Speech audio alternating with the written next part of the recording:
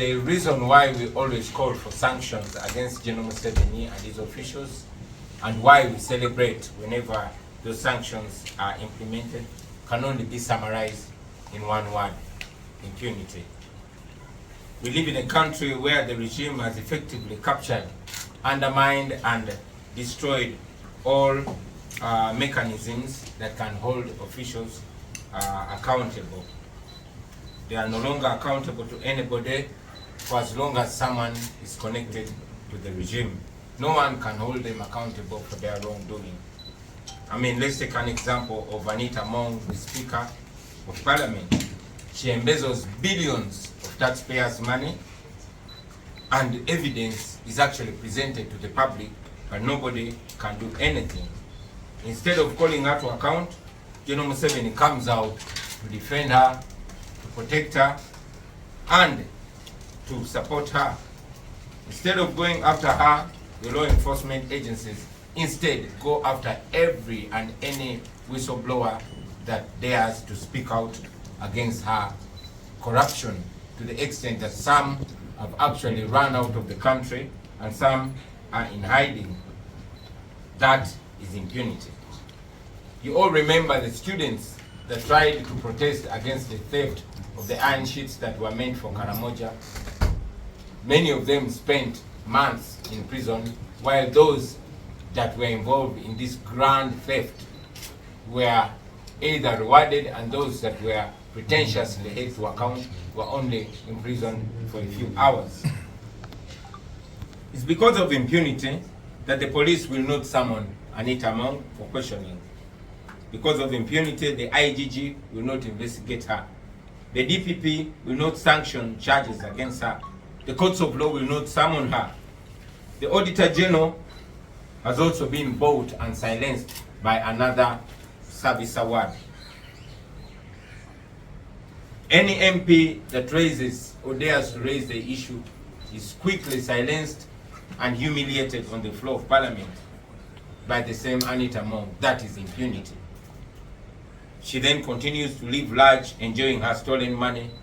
I mean, nobody can touch her, nobody can say a word. No one can call her to account. And that is how those who have killed our people in hundreds go scot-free and elude justice. Many of them are actually given red carpet reception at public functions. You saw the man that undressed for people being appointed RDC by General Museveni. That is impunity. Like many other institutions of state, the Uganda Human Rights Commission has also been effectively co-opted and destroyed.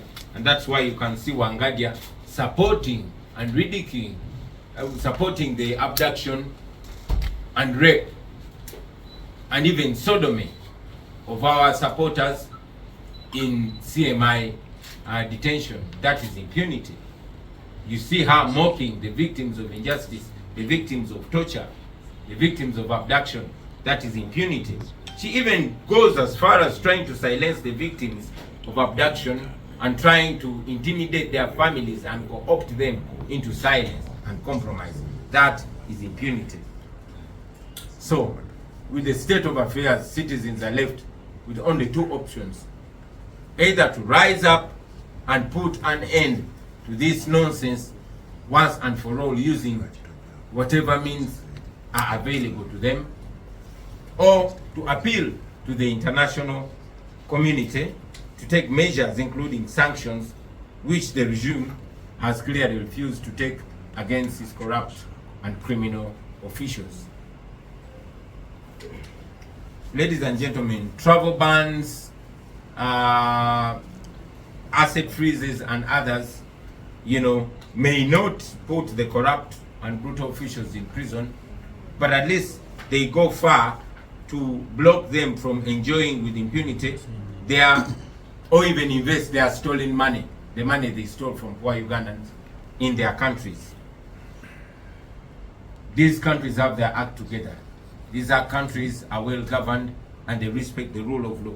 So we see no need or no importance whatsoever for them to accept impunity, to accept corrupt officials that steal from us.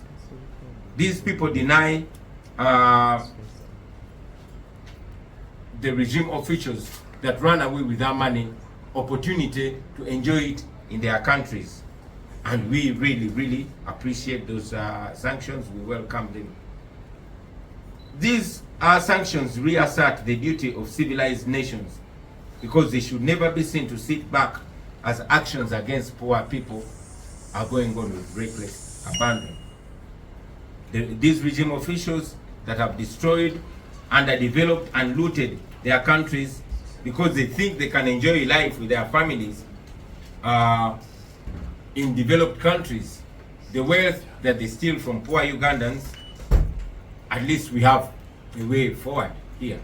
So we welcome these sanctions, and we want these thieves, these corrupt officials, to lay in the bed that they laid.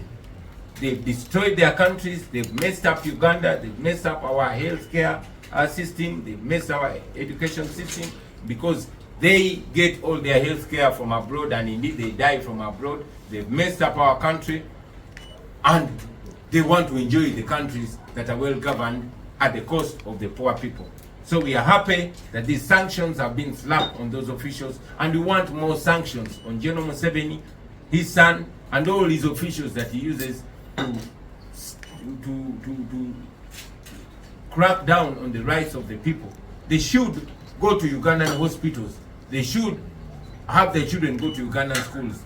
They should buy cosmetics from Uganda. I thank you, and I'll say that in Uganda before